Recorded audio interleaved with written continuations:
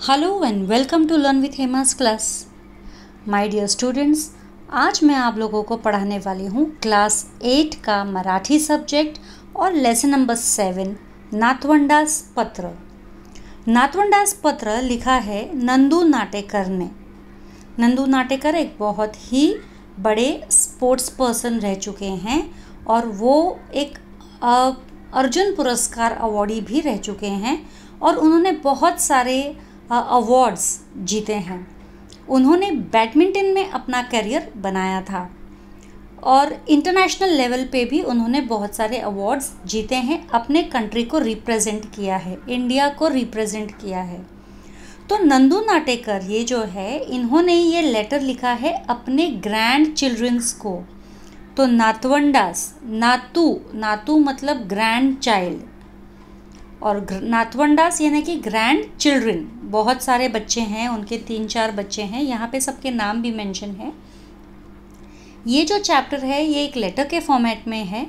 ये इनमें नंदू नाटेकर, इन्होंने ये इनका पर्सनल लेटर है, एक्चुअल में लिखा गया है। कोई चैप्टर राइटिंग करना है उसके हिसाब से नहीं लिखा है।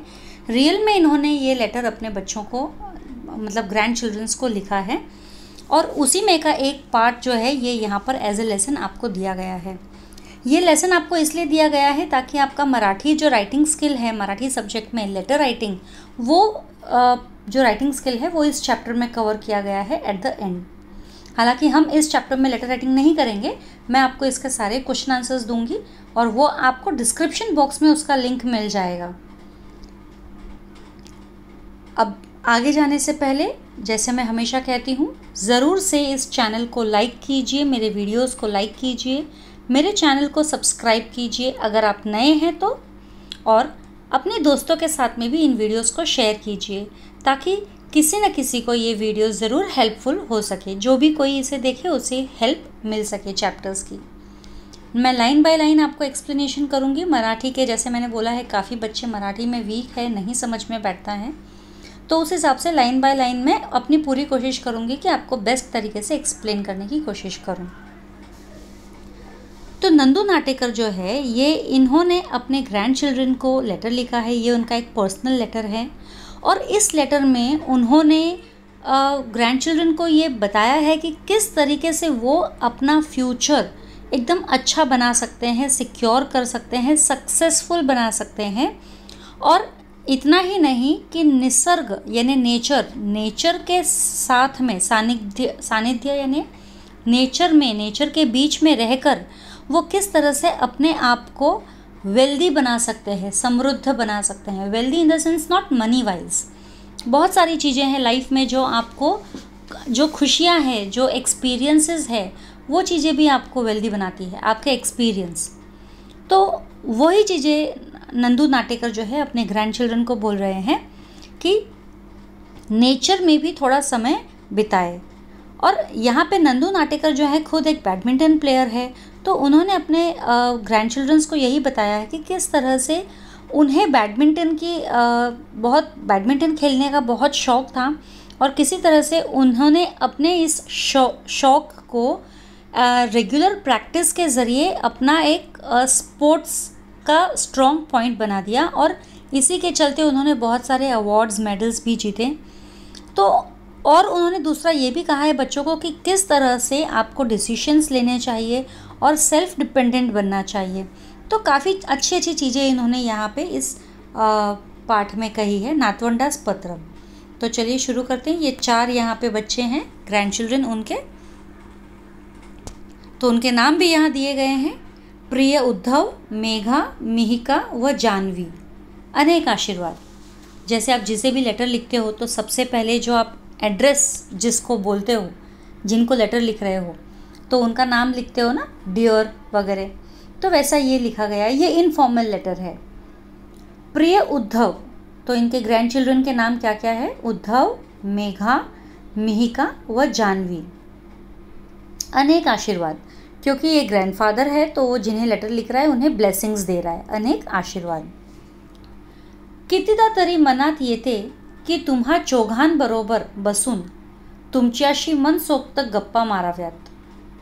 मी माझे बालपण कसे घालवले हे तुम्हाला सांगावे माझे शाळा कॉलेजातले दिवस कसे होते ते सांगावे आणि पुस्तकांतून, मित्रांकडून व शिक्षकांकडून मी काय काय आणि कसे कसे शिकलो ते सांगावे आणि सगळ्यात महत्त्वाचे म्हणजे माझ्या आईवडिलांकडून, तुमच्या पणजी पणजोबांकडून, त्यांच्या मायेतून मी काय शिकलो हेही तुमच्याशी बोलावे।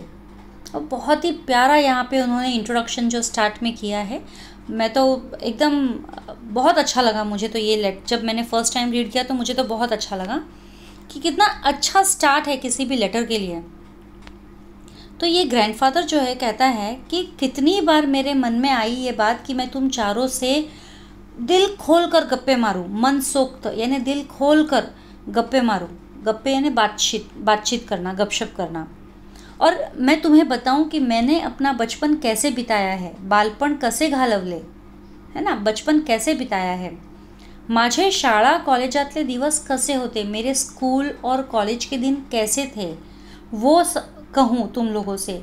और बुक्स यानी पुस्तकांतून मतलब अपने बुक्स से, मित्रांकडून, दोस्तों से व शिक्षकांकडून यानी टीचर्स से मी काय काय आणि कसे कसे शिकलो, मतलब मैंने क्या क्या सीखा और कैसे कैसे सीखा।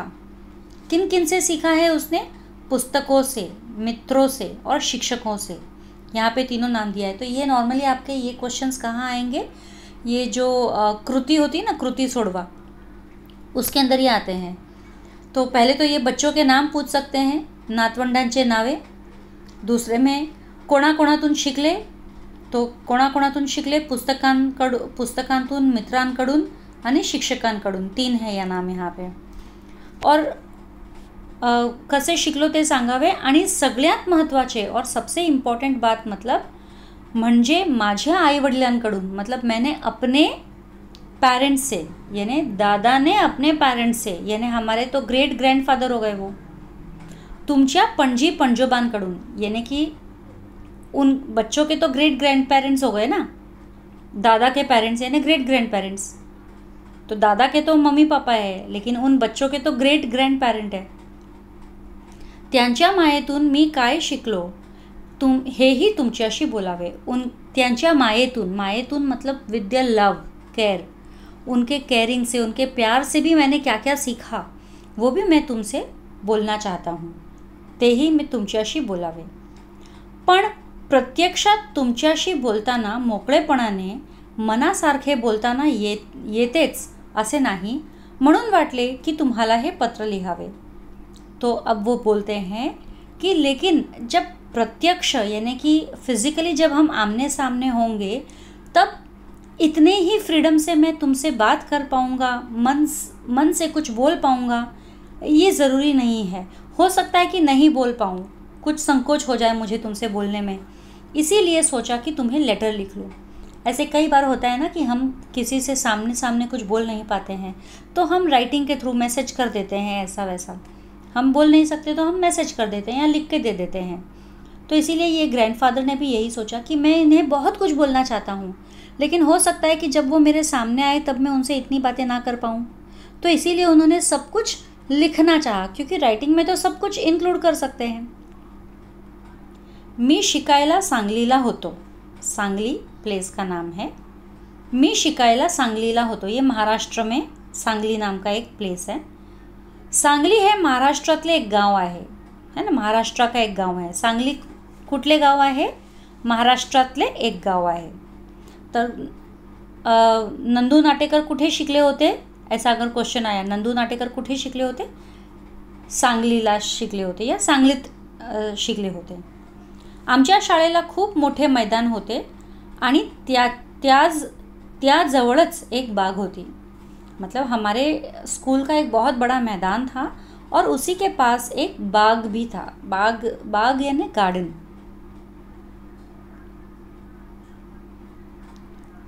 आम्ही तिथे मनसोक्त खेळायचो, हुंदडायचो, झाडांवर चढायचो, पाऊस आला की त्यात चिंब भिजायचो। निदान सुट्टीमध्ये तरी तुम्ही तुमच्या मोठ्या शहरांमधून बाहेर पडून थंड हवेच्या गिरिस्थानांवर किंवा छोट्या गावी गेले पाहिजे। तो अब ये कहते हैं कि जो हमारे स्कूल का जो ग्राउंड था और जो गार्डन थे, वहाँ पर हम लोग मन सोकते यानी एकदम बिंदास खुश होकर दिल खोल के खेलते थे, हुंदड़ायचो यानी ऐसे ही भटकते रहते थे, घूमते फिरते रहते थे यहाँ वहाँ. हुंदडाना यानी यहाँ वहाँ घूमते रहना. झाडांवर चढायचो, झाडों भी हम चढ़ते थे. पाऊस आला की त्यात चिंब भिजायचो, और बारिश आती थी कि एकदम पूरे गिले हो जाते थे कि पानी टप टप गिरने लग जाए हमारे कपड़ों से, शरीर से, इतना हम भीग जाते थे. चिंब भिजायचो मतलब बहुत ज़्यादा भीग जाना. निदान सुट्टीमध्ये तरी तुम्ही तुमच्या मोठ्या शहरांमधून बाहेर पडून थंड हवेच्या गिरिस्थानकांवर किंवा छोट्या गावी गेले पाहिजे. तो एक बहुत अच्छी बात उन्होंने कही है कि निदान सुट्टीमध्ये तरी मतलब एटलीस्ट, निदान मतलब एटलीस्ट, छुट्टियों में तो तुम अपने शहर से बाहर निकलो और किसी ठंडी हवा वाली जगह, कोई हिल स्टेशन पर जाओ या कोई छोटे मोटे ऐसे गांव में जाओ जहाँ पर आप पक्षियांचे चिवचिवणे, जहाँ पर आप पक्षियों की आवाज़, चिवचिव आवाज़ सुन सकते हो. थवे न्याहाळणे, जहाँ पर आप जो बर्ड्स, बहुत सारे बर्ड्स जो एक साथ में फ्लॉक में उड़ते हैं ना, मैं तो आसमान में बहुत बार देखती हूँ कि बहुत सारे बर्ड्स अर्ली मॉर्निंग में एक साथ में उड़ते हैं स्काई में. बहुत मज़ा आता है उनको देखने में, मैं तो देखती रहती हूँ उनको. तो थवे न्याहाळणे मतलब कंटिन्युअसली ऑब्झर्व करना, देखते रहना. तसेच जंगलातील विविध पशूंचे आवाज़ ऐकणे, जंगल में जाके अलग अलग पशुओं की आवाज़ सुनना, हा मोठा मजेशीर अनुभव असतो. ये बहुत ही मज़ेदार अनुभव होता है, बट नेचुरल. हम आज के तारीख में कहते हैं कि सिटीज़ में वो लाइफ नहीं रही है जो ओल्डन डेज़ में, जो पुराने ज़माने में, जैसे जब मैं छोटी थी, अगर मैं मेरी बात करती हूँ या हमारे हम उम्र की बात करती हूँ, तो हमने जो मज़े किए हैं वो आपके एज में शायद आपको उतने एक्सप्लोर नहीं कर पाए हो, इतने पॉसिबिलिटीज़ खेलने कूदने में से लेकर चाहे कुछ भी हो. तो इसीलिए अगर आप लोग को शहरों में पॉसिबल नहीं हो पाता है, इसीलिए ये नातू नाटेकर कहते हैं कि आपको हिल स्टेशंस पे जाना चाहिए, वहाँ की हवा महसूस करना चाहिए, नेचर के बीच में रहना चाहिए. पक्षियों की आवाज़ सुनो, गांव में जाओ तो पक्षियों की आवाज़ सुनो, वो फ्लॉक ऑफ बर्ड्स कैसे उड़ते हैं साथ में वो देखो. जंगल में जाते हो तो जंगल में अलग अलग पशुओं की आवाज़ सुनो, अनुभव करो कि कितना विचित्र आवाज़ है. और नॉर्मली में भी अगर आप देखो कोई सुनसान इलाके से जा रहे हो और कहाँ आजू बाजू में झाड़ियाँ हैं और स्पेशली रात का समय है, तो आप देखोगे कि झाड़ों में से कुछ आवाज़ कूं करके आवाज़ आती रहती है. तो ये जानवरों, जो छोटे मोटे जानवर होते हैं, उन सब की आवाज़ें होती है. मोकळे आकाश, वाहती नदी आणि झाड़े, आहा, कितना बढ़िया इन्होंने डिस्क्रिप्शन किया है. मोकळे आकाश यानी खुला आसमान, वाहती नदी यानी बहती हुई नदी, आणि झाडे आपल्यासाठी गमतीचा नजरानाच आणत असतात. और झाड़ यानी इतने सारे झाड़, ये सब चीज़ें जो है, आकाश, नदी, झाड़, ये सब हमारे लिए एक मज़ेदार नजराना है, हमारे लिए खुशनुमा नजराना है. आणि त्याची मज़ा तुम्हें लुटली पाहिजे. और इन सभी चीज़ों से जो आनंद मिलता है, इसका आनंद हमें लुटना ही चाहिए, हमें एन्जॉय करना चाहिए. माझ्यापुरते बोलायचे तर मी अभ्यासामध्ये काही फारसा चांगला नव्हतो. मला खेळायला मात्र आवडायचे आणि बॅडमिंटनची आवड मला लहान वयातच लागली होती. निरनिराळे चषक व ढाली घेतलेले माझे कितीतरी फोटो तुम्ही पाहिले आहेत ना. सातत्याने परिश्रम करूनच मी विजेता खेळाडू होऊ शकलो. आंतरराष्ट्रीय सामन्यात आपल्या देशाचे मी प्रतिनिधित्व केले. मला अर्जुन पुरस्कार मिळाला. कितनी बड़ी बात है, अर्जुन पुरस्कार मिलना बहुत बड़ी बात है आज की तारीख में. अर्जुन पुरस्कार उन्हीं लोगों को मिलता है जिन्होंने स्पोर्ट्स में कोई अच्छी अचीवमेंट की है. कोणत्या पुरस्काराबाबत इथे बोललेले आहे, कौन से पुरस्कार के बारे में यहाँ बोला गया है, अर्जुन पुरस्कार. तो अब यहाँ पे ये जो है ग्रैंडफादर ये जो बोल रहे हैं नंदू नाटेकर कि मैं जो था जब बचपन में, पढ़ाई में इतना कुछ खास नहीं था, अच्छा नहीं था, लेकिन मुझे खेलना बहुत पसंद था. मैं मानती हूँ बच्चों, आप सबको भी खेलना बहुत पसंद है, लेकिन पढ़ाई करनी भी उतनी ही ज़रूरी है. एक बेसिक एजुकेशन तो हमारे पास होना चाहिए. करियर हम किसी में भी बना सकते हैं, जिसमें चाहे, जिसमें हम अच्छे हो, लेकिन किसी भी चीज़ में करियर बनाने के लिए रेगुलर प्रैक्टिस की ज़रूरत है, कांस्टेंट प्रैक्टिस की ज़रूरत है. आपने 1 महीना प्रैक्टिस किया फिर छोड़ दिया तो वैसा सही नहीं है. कंटिन्यूस प्रैक्टिस होना चाहिए उस चीज़ के लिए, और सीरियसली. तो वो कहते हैं कि मुझे बैडमिंटन का शौक़ था, बचपन से ही बैडमिंटन का शौक़ था, और उसी में मैंने बहुत सारे चषक यानी कप्स, वो ढाली मतलब शील्ड्स, है ना। जब कोई भी बड़ा सा टूर्नामेंट होता है तो उसके अंदर बड़े बड़े कप्स होते हैं और या शील्ड मिलता है, तो इस तरीके के चषक व ढाली घेतलेले माझे कितीतरी फोटो तुम्ही पाहिले आहेत ना। अभी नॉर्मली स्पोर्ट्स में कोई फर्स्ट सेकंड थर्ड आता है तो उनको उस स्टेप बोर्ड पे खड़ा करके फ़ोटोज़ खींचते हैं, तो इनके भी बहुत सारे फ़ोटोज़ हैं फर्स्ट सेकंड थर्ड या फर्स्ट आए हुए। तो ये वही बोल रहे हैं कि तुमने हमारे फ़ोटोज़ देखे हैं ना, जिसमें मैंने कप लेकर या शील्ड लेकर मेरे फ़ोटोज़ हैं। तो सातत्याने परिश्रम करूनच मी विजेता खेळाडू होऊ शकलो। सातत्याने यानी कंटिन्यूअसली, रेगुलरली प्रैक्टिस करके, परिश्रम यानी बहुत ज़्यादा मेहनत करना, कंटिन्यूअसली मेहनत करना उस गेम के पीछे, प्रैक्टिस करना, तो वो करके ही मैं विजेता खिलाड़ू यानी कि जीतने वाला खिलाड़ी हो सका हूँ। और इंटरनेशनल लेवल में, अंतर्राष्ट्रीय मतलब इंटरनेशनल कॉम्पिटिशन्स में भी मैंने अपने कंट्री को रिप्रेजेंट किया है। आपल्या देशाचे मी प्रतिनिधित्व केले, अपनी कंट्री को रिप्रेजेंट किया है। मला अर्जुन पुरस्कार मिळाला और उनको अर्जुन पुरस्कार भी मिला हुआ है। तुम्ही कोणता ना कोणता खेळ खेळलाच पाहिजे। अब ये यहाँ पे एडवाइस दे रहे हैं, अपने बारे में पहले बताया, फिर अब वो यहाँ एडवाइस दे रहे हैं। वो ये कह रहे हैं बच्चों से, हमें एडवाइस दे रहे हैं कि हमको कोई ना कोई खेल तो खेलना ही चाहिए। अब फिर वो चाहे कोई भी खेल हो, इंडोर गेम हो या आउटडोर गेम हो, चेस हो या बैडमिंटन हो या क्रिकेट हो। तो यहाँ पे नाम दिए हैं, खेलों के नाम दिए हैं, क्रिकेट, टेनिस, बैडमिंटन, असा तुम्हाला जो कोणता आवडत असेल तो खेळ असू दे, है ना। कोणकोणत्या खेळांचे नाव इथे आलेले आहे पाठात, कोणकोणत्या खेळाचे नाव, तो खेल म्हणजे क्रिकेट, टेनिस, बैडमिंटन, ये सब खेल के नाम हैं। ये आप आंसर में लिख सकते हो कृति में। तो कोणता आवडत असेल तो खेळ असू दे। खेळ खेळल्यामुळे आपल्या आयुष्यात शिस्त येते। गेम्स खेलने से क्या होता है, गेम्स खेलने से हमारे लाइफ में डिसिप्लिन आता है। शिस्त मतलब डिसिप्लिन। कोणत्याही प्रसंगाचा सामना कसा करायचा, अगदी हरावे लागले तरी कसे हरायचे, ते खेळ आपल्याला शिकवतात। जिंकलो तर जिंकण्याचा आनंदही मिळवून देतात। तो गेम्स इसीलिए इम्पॉर्टेंट है हमारी लाइफ में, क्योंकि गेम्स जो हैं हमें डिसिप्लिन सिखाते हैं, प्लस गेम्स के वजह से हमको किसी भी सिचुएशन में, परिस्थिति में किस तरीके से सामना करना चाहिए, नॉट नेसेसरीली गेम, लाइफ में भी कभी भी हमारे सामने कोई भी ऐसी परिस्थिति आ जाए या सिचुएशन आ जाए तो हम उस सिचुएशन का किस तरीके से मुकाबला करते हैं, सामना करते हैं, वो ज़रूरी है अगदी।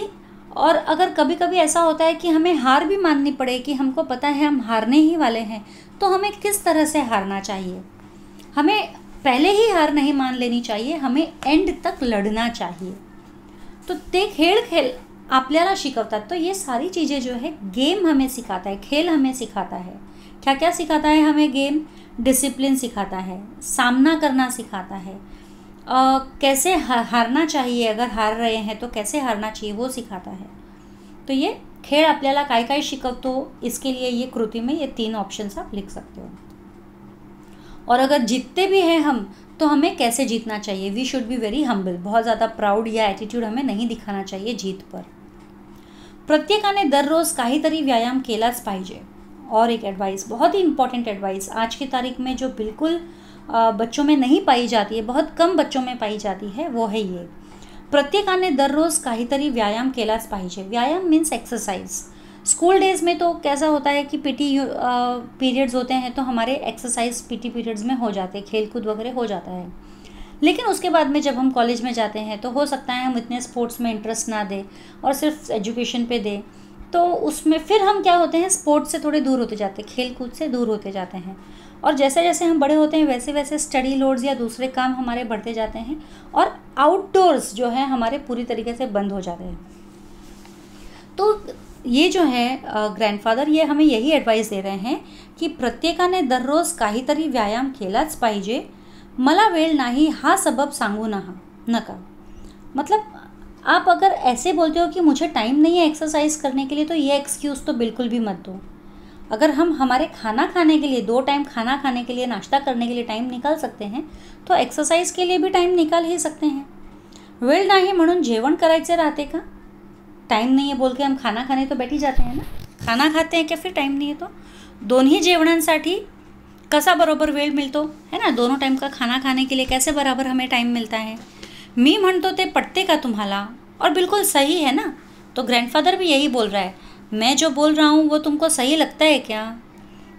जर काहीच व्यायाम झाला नसेल तर आज वयाच्या 66व्या 67 बोल सकते हैं या 66 बोल सकते हैं. वैसे मराठी में 67 कहा जाएगा.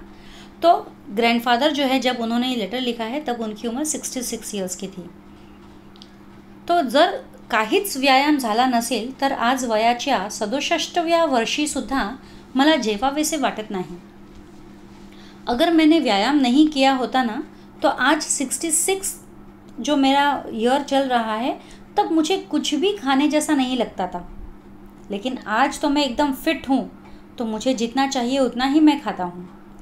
तुम्ही जसे मोठे व्हाल, शाळांतून कॉलेजात जाल तसा तुम्हाला मी कमीच कमी वेळ राहणार है ना. मैंने अभी थोड़ी देर पहले कहा जैसे जैसे आप बड़े होगे, स्कूल से कॉलेज जाओगे और वैसे वैसे तुमको टाइम कम होता जाएगा. पण तरी तुम्ही व्यायामासाठी 1-2 तास काढलेच पाहिजेत. लेकिन फिर भी एक्सरसाइज के लिए तुम 1 घंटा 2 घंटा तो निकालना ही चाहिए. मग तो व्यायाम खुल्या मैदानावरील असो, एखाद्या क्लबातील असो किंवा खास व्यायामसाठीच असलेल्या जिममधला असो.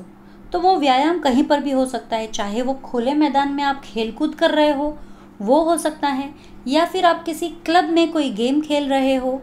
जैसे मानो आप बैडमिंटन वहाँ पे क्लब में खेल रहे हो या फिर टेबल टेनिस खेल रहे हो तो वो हो सकता है असो, किंवा खास व्यायामासाठीच असलेल्या जिम मध्ये असो. जिम हमें पता है जो स्पेशली एक्सरसाइज के लिए ही होता है. तो ऐसा भी एक क्वेश्चन आ सकता है, खास व्यायामासाठीची जागा, तो आप उसे जिम बोल सकते हो. तो आपको एक्सरसाइज करनी ही करनी है, चाहे वो आप खुले मैदान में करो या क्लब में करो या जिम में करो. आयुष्यातील प्रत्येक गोष्ट शाळां कॉलेजांमध्ये शिकवून येत नसते, होय ना. मतलब लाइफ में हर चीज़ जो है हम खाली स्कूल या कॉलेजेस में से सीखते हैं ऐसा नहीं है. बिल्कुल सही कहा है उन्होंने. ऐसी कई सारी चीज़ें हैं. तो लाइफ हमें सिखाती है, हमारे जो एक्सपिरियन्सेस होते हैं वो हमें सिखाते हैं. म्हणून तुम्ही जैसे मोठे व्हाल तसे तुम्ही आपले स्वतःचे शिक्षक व्हा. इसीलिए तुम जैसे जैसे बड़े होगे वैसे वैसे तुम अपने खुद के टीचर बनो, है ना. ऑब्जर्व करके सीखो अपने आसपास में क्या है, या कोई चीज़ को एक्सपेरिमेंट करो किसी बड़े के अंडर में रह के. म्हणून तुम्ही जसे मोठे व्हाल तसे तुम्ही आपले स्वतःचे शिक्षक व्हा. मतलब अपने खुद के टीचर्स तुम खुद बनो. टेनिसमध्ये एखादा चेंडू रेषेच्या आत आहे की बाहेर हे आपणच पळताना पाहतो आणि त्याप्रमाणे तो खेळायचा की सोडून द्यायचा हे ठरवतो ना. अभी इन्होंने एग्जाम्पल दिया है टेनिस का. ये एग्जाम्पल कुछ भी हो सकता है. क्रिकेट हो सकता है, बैडमिंटन हो सकता है, चेस हो सकता है. और चेस तो नहीं होगा इसमें, लेकिन जिसमें हमें आमने सामने 2 प्लेयर होते हैं जो खेल रहे हैं तो हमें पॉइंट स्कोर करने रहते हैं. तो हमें कब क्या करना चाहिए ये हमें पता रहता है, कब हम पॉइंट स्कोर कर सकते हैं. तो इन्होंने जो टेबल टेनिस का एग्जाम्पल दिया है कि अगर जब टेनिस का बॉल जो है लाइन के बाहर आता रहता है तो हम उसे छोड़ देते हैं, और लाइन के अंदर रहता है तो हम उसे प्ले करते हैं. क्योंकि लाइन के बाहर आने वाला रहता है तो हमें एक बेनिफिट मिलेगा, और लाइन के अंदर रहेगा तो हमें वो खेलना पड़ेगा, नहीं तो सामने वाले को बेनिफिट मिलेगा. तो ये हमें खुद को ही डिसाइड करना है कि हमारे लिए क्या बेनिफिशियल है ना. आपणच पड़ताळून पाहतो, मतलब हम खुद ही देखते हैं ना वो बॉल, कोई और थोड़ी ना हमें बताता है. ये तो इंस्टेंट हमें डिसीजन लेना पड़ता है. आणि त्याप्रमाणे तो खेळायचा की सोडून द्यायचा, और उसी वजह से और उसी तरीके से कोई भी डिसीजन हमें लेना है, कोई काम हमें करना है या छोड़ देना है, वो हमें डिसाइड करना रहता है. तसेच प्रत्यक्ष आयुष्यामध्ये देखील आपल्याकरिता चांगले काय आणि वाईट काय हे तुम्हाला कळले पाहिजे, है ना. अपने लाइफ में हमारे लिए क्या अच्छा है क्या बुरा है ये हमें हमारा पता होना चाहिए, है ना. तुम्ही स्वतःवर अवलंबून राहायला शिकले पाहिजे, और खुद पर डिपेंड होना तुम्हें सीखना चाहिए कि खुद पर डिपेंड रहो, किसी और पे नहीं, है ना. अवलंबून, स्वतःवर अवलंबून, सेल्फ डिपेंडेंट ये रहना आपको सीखना चाहिए. स्वावलंबी झाले पाहिजे और आपको इंडिपेंडेंट होना चाहिए. तो इसी के साथ ये चैप्टर यहाँ पे ख़त्म होता है। बहुत ही प्यारा चैप्टर है, बहुत ही मज़ेदार चैप्टर है। यहाँ पे शब्दार्थ दिया है गिरिस्थान, गिरिस्थान मैंने आपको बताया हिल स्टेशंस, पर्वतावरील ठिकाण, नजराना यानी मौल्यवान भेंट, प्रेशियस गिफ्ट, सबब यानी कारण, रीजंस हम देते ना कि अरे हम ये नहीं कर पाए, ये नहीं कर पाए।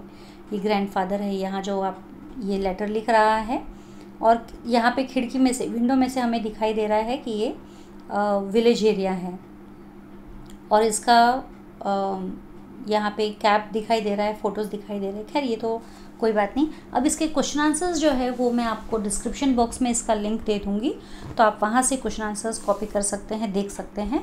तो आज के लिए इतना ही, जल्द ही मिलेंगे अगले लेसन में। तब तक के लिए stay safe, stay healthy. Thank you.